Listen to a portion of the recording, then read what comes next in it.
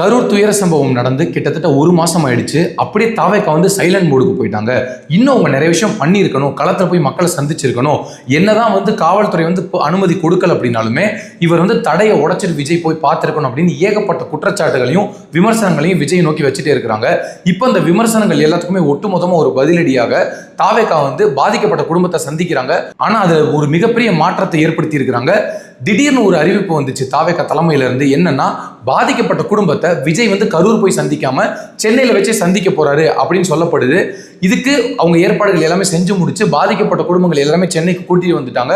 ஒவ்வொருத்தருக்குமே தனித்தனி அறைகள் அவங்க பதிவு பண்ணி கிட்டத்தட்ட 52 அறைகள் வந்து அவங்க பதிவு பண்ணியிருக்காங்க.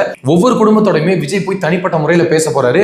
உண்மையிலேயே அந்த குடும்பத்தில் யார் இழந்திருக்கா, அந்த குடும்பத்தில் இழந்தவரின் அந்த பொறுப்புல இருந்து நான் எல்லாத்தையுமே கவனிச்சுப்பேன் அப்படின்னு ஏகப்பட்ட வாக்குறுதிகள் அவர் வந்து கொடுக்க போறாரு. அது மட்டும் இல்லாமல் அந்த குடும்பத்துக்கு இன்னைக்கு மட்டும் இல்லை, இனி வரும் நாட்களில் எல்லா நாட்களுக்கும் அந்த குடும்பத்தில் இருக்கக்கூடிய குழந்தைகளுக்கும் இல்ல அண்ணன் தங்கச்சியா இருக்கட்டும் எல்லா உறவுகளுக்குமே என்னென்ன தேவையை செஞ்சு கொடுக்கணும், அது மருத்துவ உதவியா இருக்கட்டும் இல்ல கல்வி உதவியா இருக்கட்டும் இல்ல கடன் பிரச்சனை எதுவா இருந்தாலுமே தாவேக்கா வந்து உடன் நிற்கும் அப்படின்றத நேர்ல கூப்பிட்டு சொல்லணும் அப்படின்னா சென்னைக்கு இப்ப வர வச்சு அவங்க பேச போறதா சொல்லப்படுது.